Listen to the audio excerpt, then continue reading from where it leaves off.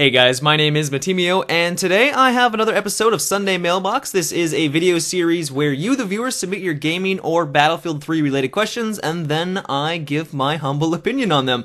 If you would like to submit your own questions, you can do so by sending me a YouTube message with the title line Q&A, and I could talk about it in a future episode. And the first question for today is, do you think there will be an issue with people constantly trying to suicide into the AC130 to kill it? There are already plenty of terrible jet pilots out there whose only means of killing anyone is to ram them. I worry that all the AC-130 is going to do is create more of an incentive for people to not learn how to properly use the jet, instead use them as a quick, desperate, and wasteful means to take out that big, mean plane in the sky. Do you think that the AC-130's defenses will be solid enough to be able to shoot down any jet that is trying to get close enough to deliberately ram, or maybe that the AC-130 will be strong enough to withstand more than one ram? I actually really want the AC-130 to be very powerful and durable, and if DICE has taken this ramming tactic consideration, and hopefully they have, maybe they have taken measures to disincentivize this tactic, and maybe if they reduce the damage of the ramming on the AC-130 to the point where it just isn't useful enough to try it, and really it would just be better to try to shoot them down normally, then my hat would be off to DICE, because that sounds reasonable and, in my opinion, is the right way to go about it. But if that is not the way that DICE has approached it, it seems like they've also given the AC-130 a couple of tools to take out the jets. The anti-air guns on them seem to be extremely powerful, and since there are two gunners, it looks like you can take out enemy jets very quickly, and getting close to the AC-130 might be a difficult task to begin with.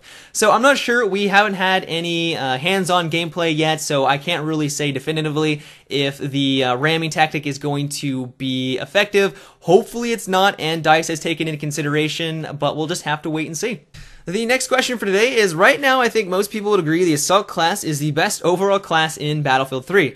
They have the best guns and arguably the most useful gadgets. Do you think it would be a good idea in Battlefield 4 if DICE made 5 classes, splitting the current Assault class into a Medic and Assault class? The Assault class could keep the Assault rifles, grenade launchers, and M26 shotguns, and the Medics could keep the medkits and defibrillators, and maybe get weapons that aren't as powerful at all ranges.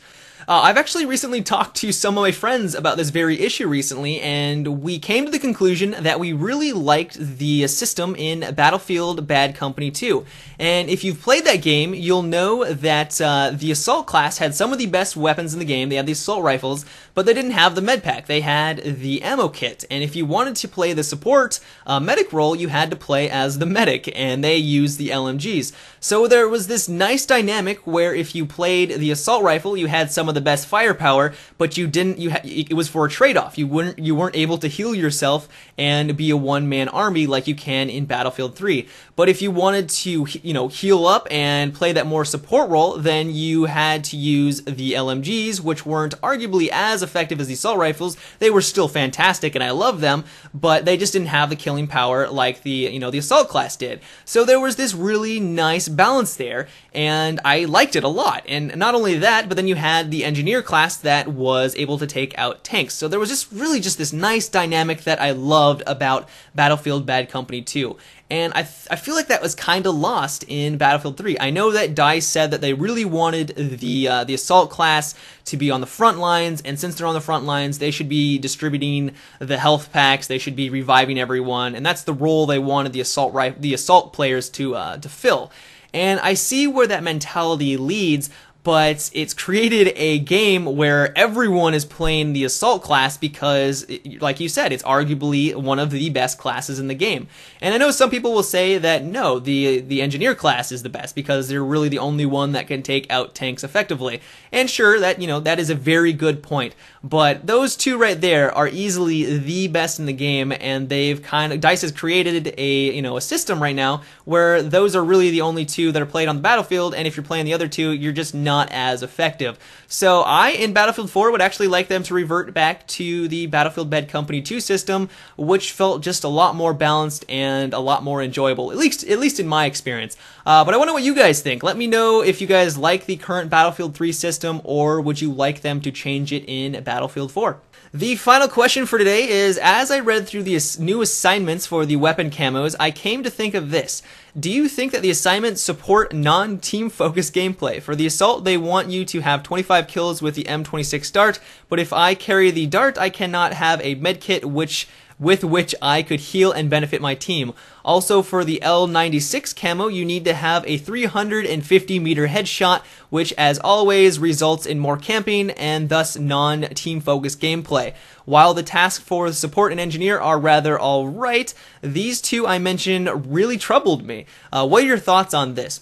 So first off, I kind of like that these assignments are a little difficult to unlock. It gives you a nice sense of accomplishment when you finally get that weapon camo, which I think is great.